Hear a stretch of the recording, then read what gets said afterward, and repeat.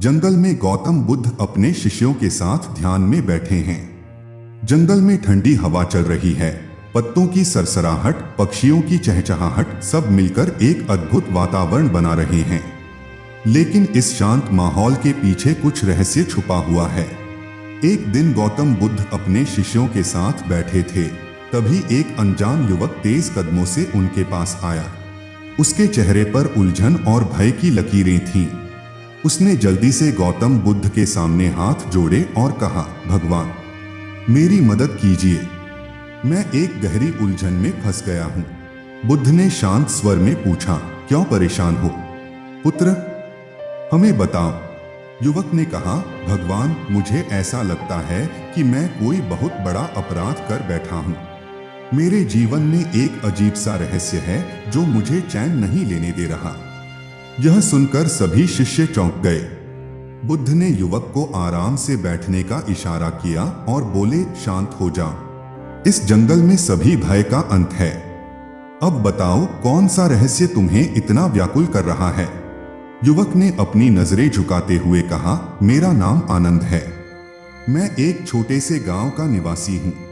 मेरे गांव में कोई मुझे नहीं जानता, नहीं मैं किसी को जानता हूं। कुछ समय पहले एक अजीब सी घटना हुई और मेरे जीवन में अंधकार छा गया। बुद्ध मुस्कुराए और बोले, समझना चाहते हो कि ये सब क्या संकेत देता है?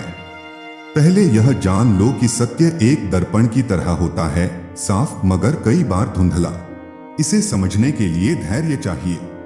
आनंद ने उत्सुकता से कहा, भगवान, कृपया मुझे मार्ग दिखाएं। मैं इस अजीब अनुभव को जानना चाहता हूँ। आनंद ने फिर अपनी बात शुरू की। एक रात मैं गहरी नींद में था। अचानक मुझे लगा कि मेरे कमरे में कोई मौजूद है। जैसे ही मैंने आंखें खोली, मैंने देखा कि एक गहरे काले वस्त्र में एक अजनबी खड़ा है। उसकी आंखों में अजीब सा तेज था, जैसे वह मेरे अस्तित्व को चीर कर देख सकता हो। सभी शिष्य चकित होकर आनंद की कहानी सुन रहे थे। उन्होंने इस तरह की रहस्यमयी बातें पहले कभी नहीं सुनी थीं। गौतम बुद्ध ने धीमे स्वर में पूछा, क्या उसने तुमसे कुछ कहा? आनंद की आंखें अब भी डर और उत्तेजना में झलक रही थीं। उसने कहा, हाँ, उसने मेरी ओर देखते हुए कहा, सत्य को खोजना आसान नहीं, लेकिन अगर खोजने की चाह सच्ची हो तो सच हर परत के पीछे छिपा होता है, एक ताले की तरह जो केवल साहस से खुलता है। बुद्ध ने गहरी सांस ली और फिर कहा, क्या तुमने समझा कि वह क्या संकेत देने की कोशिश कर रहा था? आनंद ने निराश स्वर में कहा, नहीं भगवान, मैं इस उलझन में फंसा रह गया हूँ।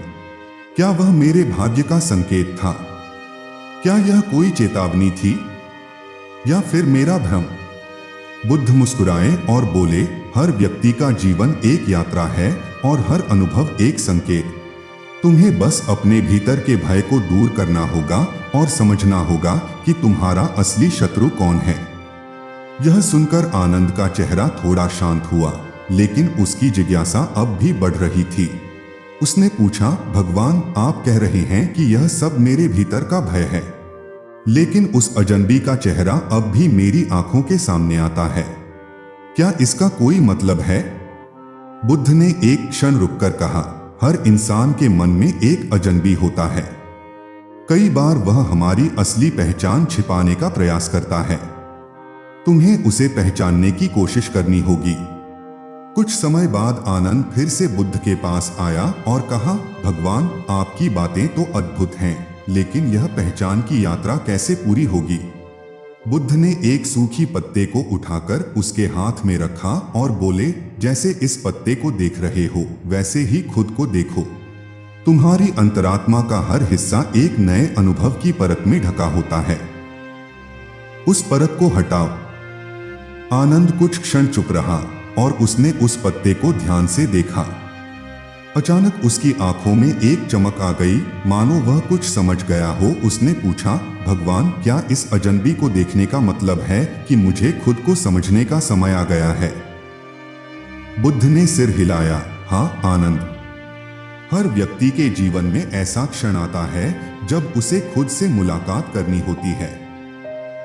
यह उसके अपने सत्य की खोज की यात्रा होती है। अब आनंद समझ चुका था कि वह अजनबी उसका ही डर और असुरक्षा थी। बुद्ध ने उसकी आत्मा के भीतर छिपे रहस्य को पहचानने में उसकी मदद की थी। आखिरकार आनंद ने खुद को उस डर से मुक्त कर लिया और पूरी तरह से बुद्ध के शिष्य बनने का संकल्प लिया। इस कहानी से हमें यह सीखने को मिलता है कि हर व्यक्ति के भीतर एक अनजाना डर और असुरक्षा होती है जो उसकी वास्तविकता को पहचानने में बाधा डालती है। जीवन में कई बार हमें अजीब और रहस्यमयी अनुभव होते हैं जिन्हें समझना कठिन लगता है, लेकिन गौतम बुद्ध के मार्गदर्शन से हमें यह संदेश मिलता है कि हमें अपने डर का सामना करना चाहिए और उसे समझने की कोशिश करनी चाहिए। कहानी बताती है कि वास्तविकता को समझने और अपनी असली पहचान तक पहुंचने के लिए खुद के भीतर झांकना आवश्यक है। हर अनुभव एक संकेत है जो हमें हमारे भीतर छिपी ताकत और कमजोरियों से परिचित कराता है। अपने भीतर के डर को पहचानने और उसे स्वीकार करने से हम जीवन में सच्ची शांति और ज्ञान प्राप्त कर सकते हैं।